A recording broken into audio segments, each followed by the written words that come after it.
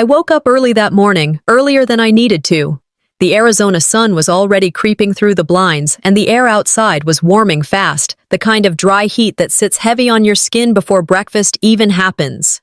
I pulled my hoodie off, rolled up my sleeves, and got to work in the backyard, stringing lights across the fence, arranging folding chairs around the fire pit, wiping down the picnic table where the lemonade jugs would sit. It wasn't much, really, but it was mine. I'd spent weeks planning this graduation party. I didn't care about gifts or speeches or even the diploma. What I wanted, what I had waited 18 years for, was to be seen. I glanced down at my phone, typed a quick message to Ronnie. "Still 6 p.m., right?" No reply. Inside, I heard Mom moving around the kitchen, humming a tune I didn't recognize. She came outside a few minutes later with a Tupperware of cookies and smiled at me, smiled like this was any other Tuesday, like it wasn't supposed to be my day. "Need help?" she asked, casually. I shook my head. "I got it." Before she walked away, I pulled out the handmade banner Kiana, the little girl next door, had made for me. "Congratulations, Riven!" In glitter marker, some letters backwards, taped onto a piece of cardboard. I hung it near the tree, not because it looked good, but because it mattered. Around noon, I started noticing things weren't adding up. Dad was out front mowing the lawn, earbuds in, ignoring everything. Zadie, my sister, was home, which she wasn't supposed to be. She'd canceled her LA trip last minute and had been sulking upstairs all morning, blasting sad songs through her Instagram Live like she was auditioning for pity. Mom kept checking her phone, typing quickly, then slipping it into her pocket the moment I looked her way. No one mentioned the party, not even in passing. Still, I told myself they were just tired, busy, distracted. Maybe they were saving the big moment for later. I'd spent the day making lemonade, setting out the cookies I baked from Grandma's recipe, placing little votive candles in mason jars. By 5 p.m., everything was ready. The chairs were lined up in neat little circles. The table was set. I changed into my favorite sundress, checked my phone again. No missed calls, no texts. 5:30 p.m., nothing. 6 o'clock p.m. The backyard glowed in the evening light, golden and warm, like the ending of a movie that hadn't been written yet. 6:30. Still nothing. I opened my messages. Everyone had RSVP'd. "We'll be there." "Wouldn't miss it." "Can't wait to celebrate you." And yet, nothing. By 7 o'clock, the lemonade had started to sweat through the plastic.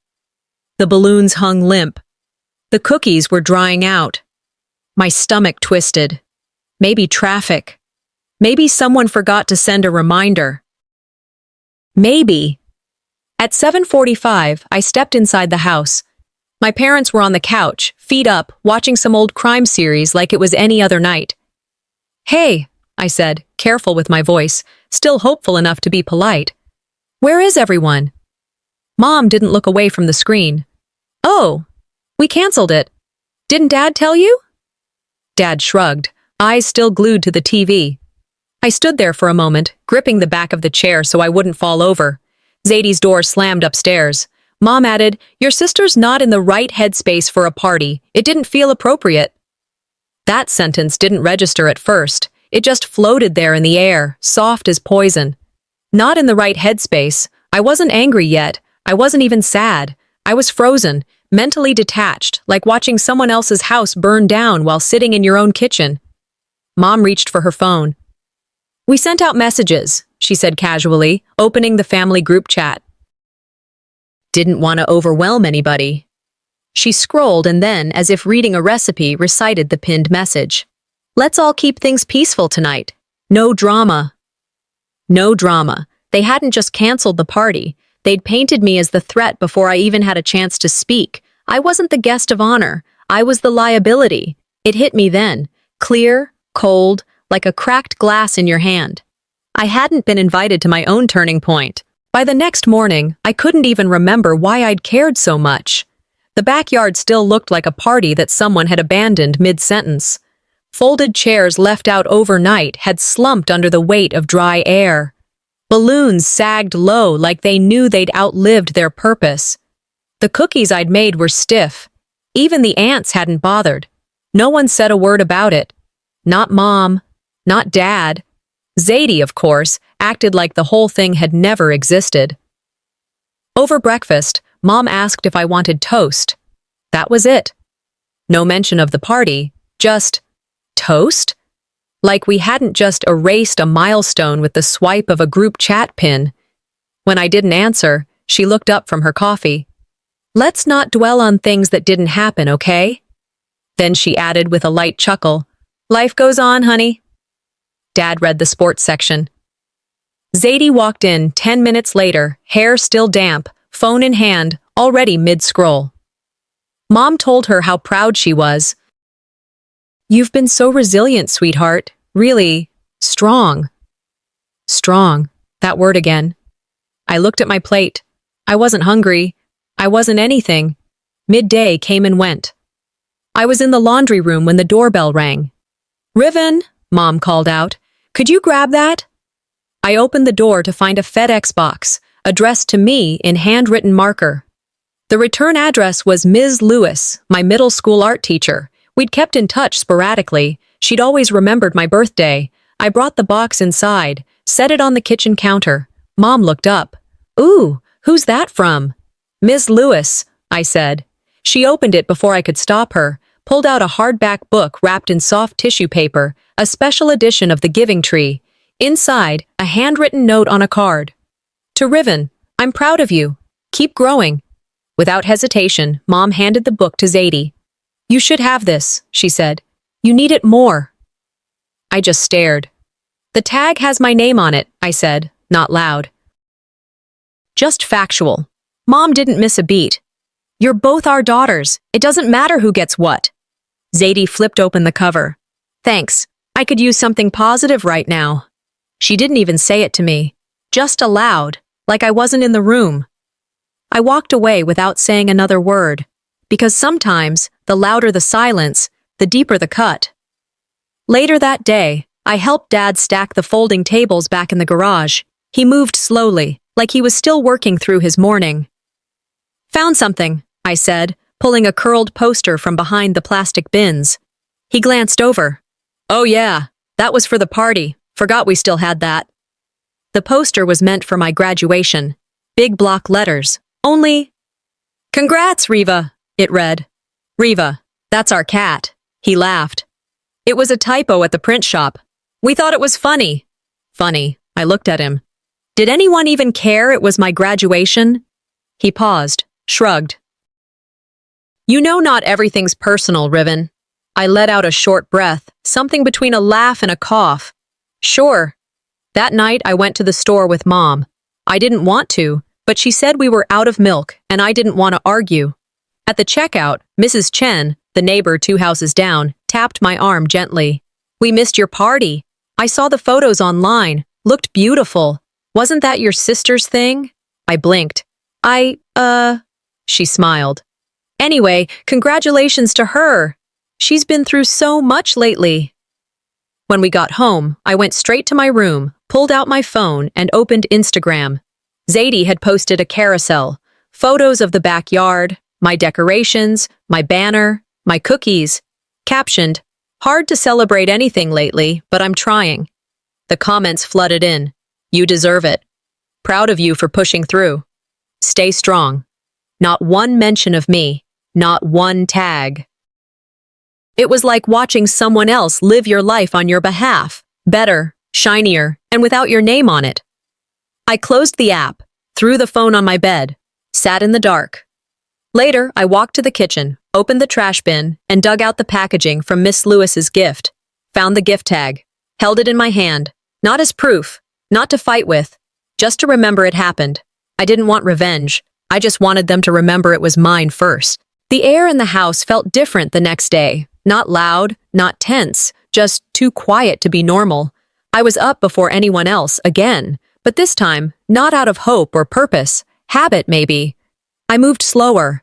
My limbs felt heavier, like my body had finally caught up with the truth. Zadie was already dressed when she walked past my room. She was wearing the blue dress I'd ironed and laid out for my graduation.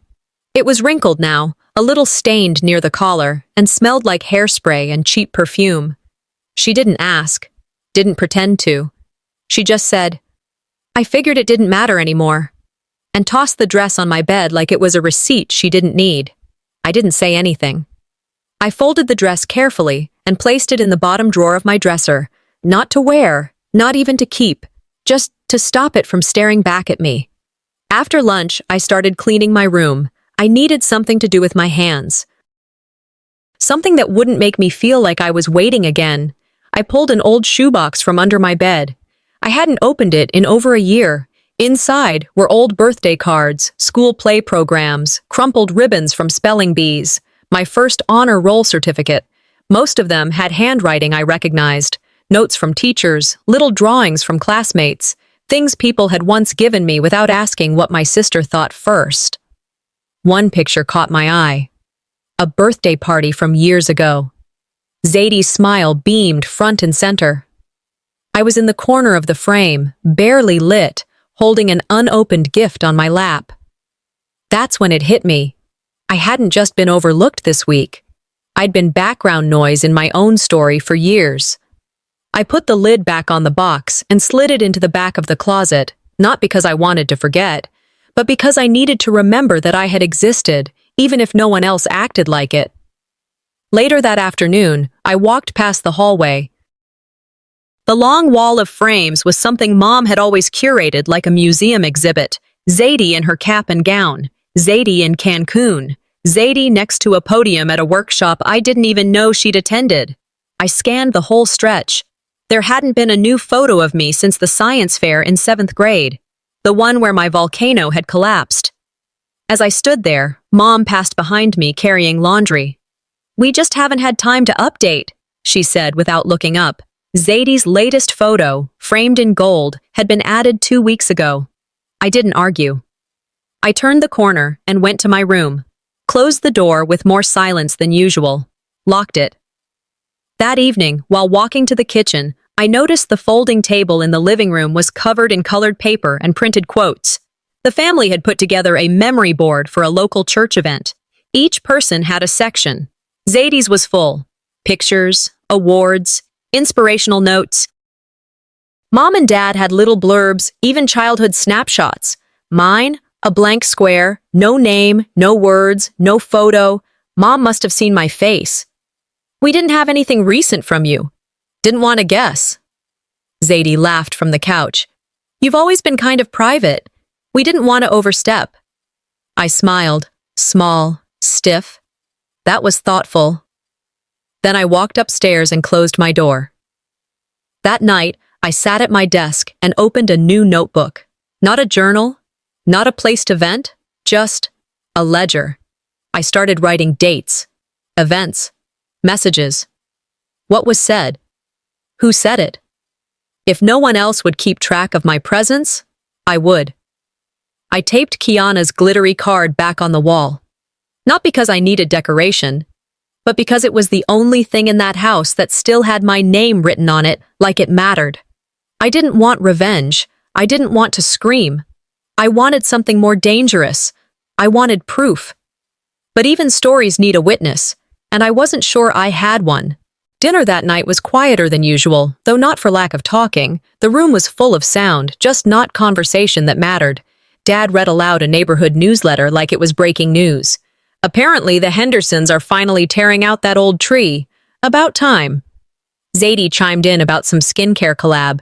"It's small, but they're giving me full creative control. Might launch something seasonal." Mom nodded through it all like a talk show host keeping her audience engaged. The only one not part of the script was me. I ate slowly, didn't speak unless asked, tried not to look at the banners still folded on the sideboard. My banner, the one nobody bothered to hang. Then Mom smiled and said it like it was the weather. "Let's just be grateful the weekend passed without drama."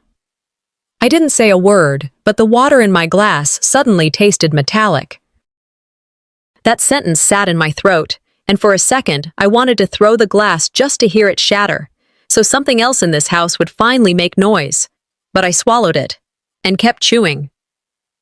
Later that evening, I was folding towels in the hallway when I heard Mom on the phone. She wasn't whispering, not hiding. "She's still so fragile," she said. "The breakup, the canceled trip. It's been a lot. That's why we didn't do the party." Riven understands. She's strong. Always has been. My hand stopped mid-fold. I walked into the kitchen. She saw me, but didn't pause the call. Just wrapped it up like she'd just been talking about the weather again. When she hung up, I looked at her. Not in anger. Not even confusion. "Did it ever cross your mind how I felt?" She set the phone down. "Of course it did, but honey, your sister needs more love than you, and you've always been the strong one." I nodded. Not because I agreed, but because I didn't have the words left to explain what that sentence did to a person. It was the kind of thing people say when they want you to feel grateful for being neglected. I finished folding the towels, walked them to the linen closet, then I went to bed without brushing my teeth. The next morning, Grandpa Silvio showed up. He didn't call first. He never does. Said he was dropping off old paperwork and wanted to check in. He helped me take out the trash, one of the few chores I still offered to do without being asked. As we reached the bin, he stopped, looked down, reached in and pulled out a crumpled gift bag. My name was still on the tag. He turned it in his hands. "What's this?" I shrugged. "Doesn't matter." He didn't say anything for a moment, then quiet. "I paid for that gift." He didn't need to say more. Later, he stepped inside and looked directly at Mom. Did she not deserve even one gift? Maria didn't even blink. There was a mix-up with the delivery. We weren't sure if it arrived. Silvio didn't nod, didn't scold, but something in his jaw locked up. His eyes didn't blink. He left the bag on the table and told me he'd be back next week. I said, okay. I sat in my room that afternoon thinking about what Mom said the night before, about being strong. I remembered something my English teacher once wrote on the board. Silence is only golden when it's a choice. Back then, I thought it was poetic. Now, it felt like a warning. I took a sticky note, wrote that line down, and pinned it just below Kiana's card on the wall, my private corner of honesty. I wasn't angry at my family anymore. Not in the way people think anger looks. I was done giving them comfort they hadn't earned. That night, I was finishing up a document when Zadie knocked. She didn't wait for me to say, "Come in." "You've been distant," she said. Kinda passive-aggressive, honestly. I looked at her, calm. "Passive people don't keep records." She frowned. "What does that mean?" I didn't answer. I turned back to my desk, started organizing everything. Messages, screenshots, receipts. Not for war, just for truth. I heard her mutter something under her breath as she walked away. 10 minutes later, I found an envelope on my nightstand. No name on it, but I knew the handwriting. Inside, a single note. "For whenever you're ready to be louder." I sat with that for a long time. Then I whispered to no one in particular. And for the first time, I considered what it would look like if I didn't just endure, but exposed.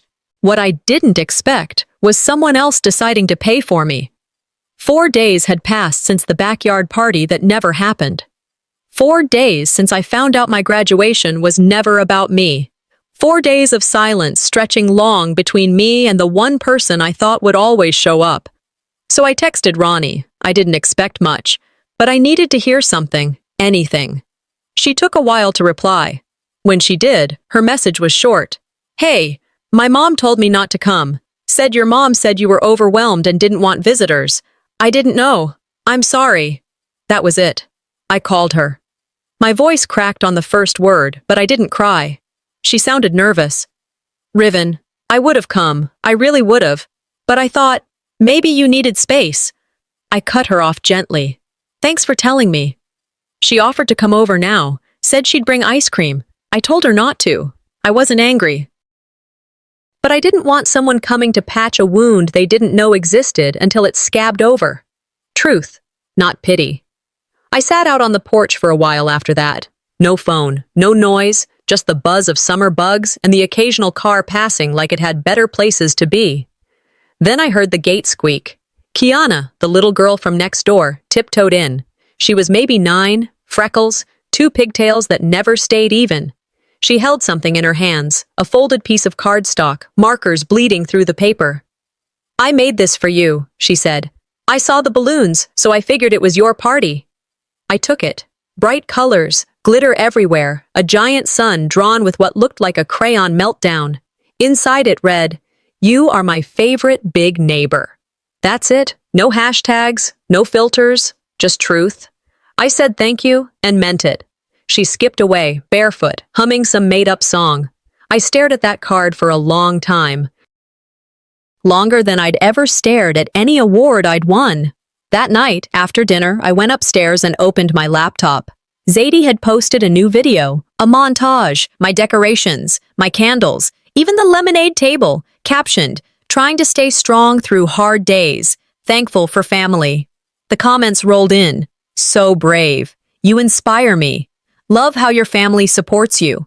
Not one mention of me, not one photo that showed whose party it really was. I didn't like, didn't comment, didn't share." I took a screenshot. Then I dragged it into a folder I had just created. False history. If they could rewrite it, I could record it. Later that night, I reached for my journal, the one I used to keep everything, thoughts, quotes, favorite lyrics, but I couldn't remember what the original party invitation looked like. Not the colors, not the wording, not even the date. I searched the trash bin, the recycle folder on my computer. Gone. That scared me more than the silence ever had. Erasure isn't always loud. Sometimes it sneaks in like fog, soft, quiet, slow, until you look around and can't see the shape of yourself anymore. I got out a thumbtack and pinned Kiana's card above my bed. Underneath it, I wrote, "This happened. I was here."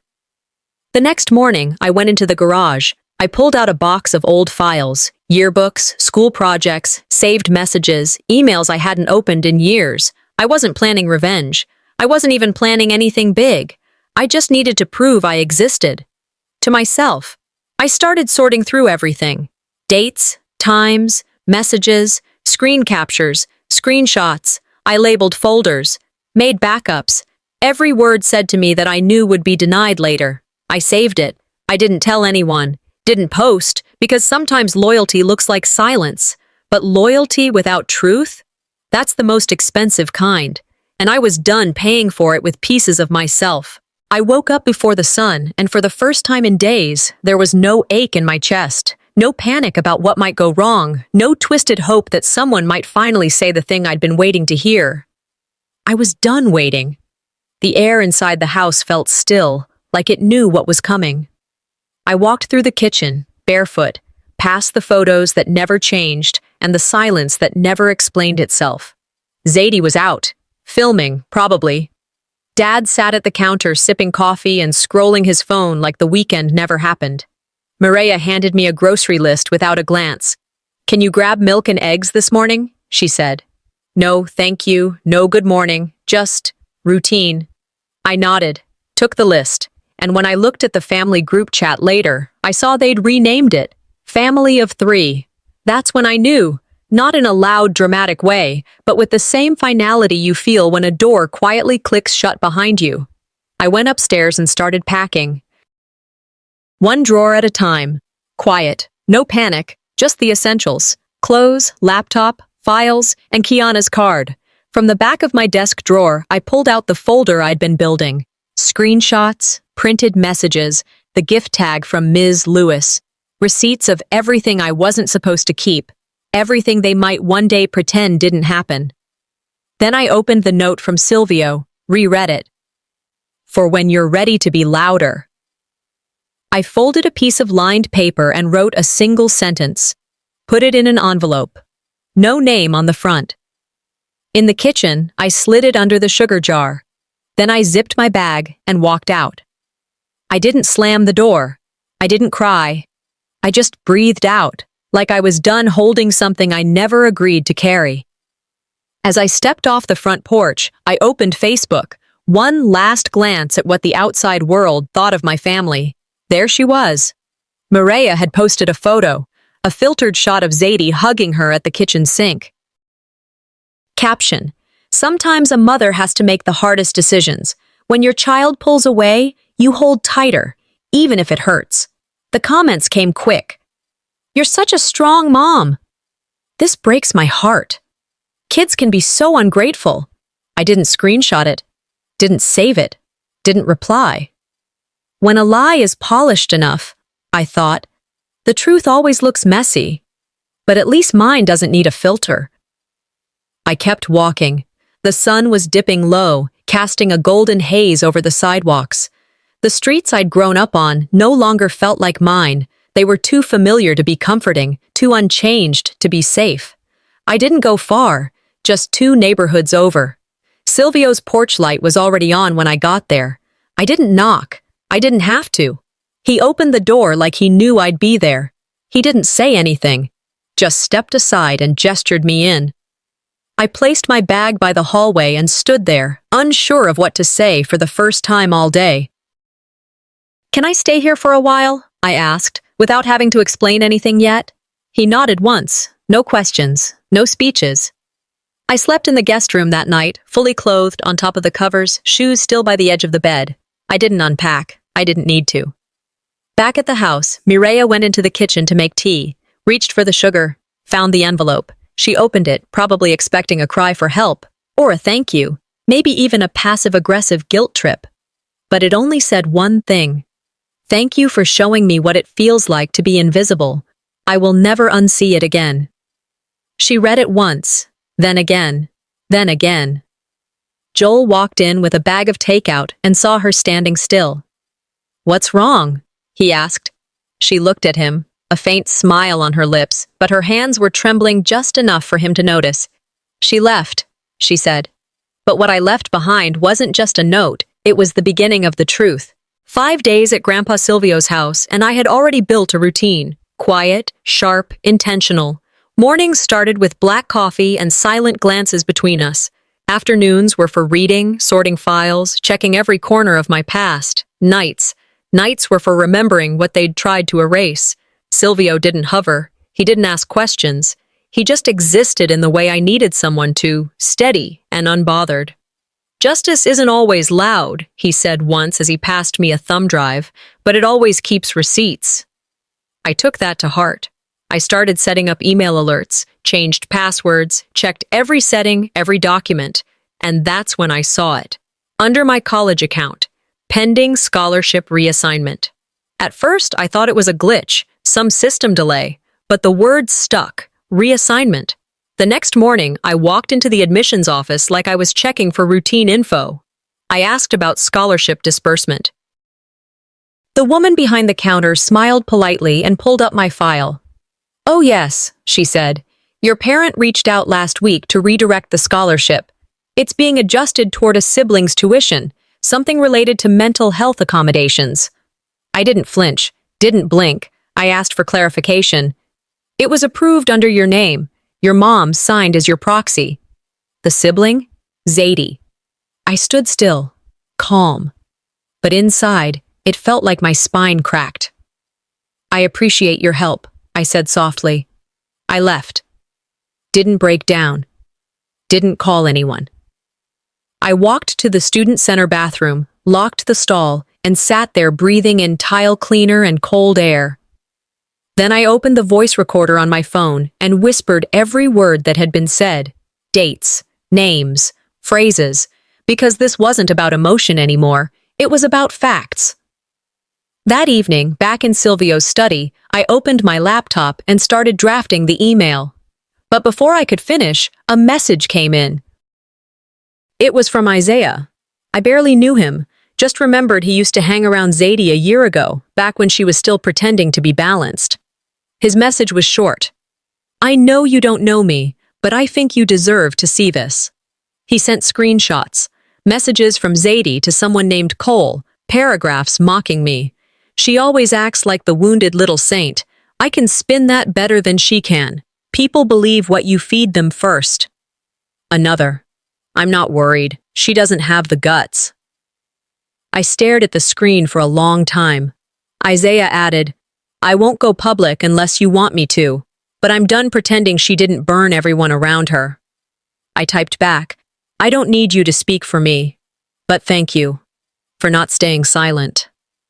The next morning, I pulled everything together. Screenshots, audio recordings, tuition documents, every lie, lined up like bricks in a wall they didn't think I'd build. I titled the email, "Correction Request. Scholarship misuse. Attached everything. Wrote a clean, direct statement.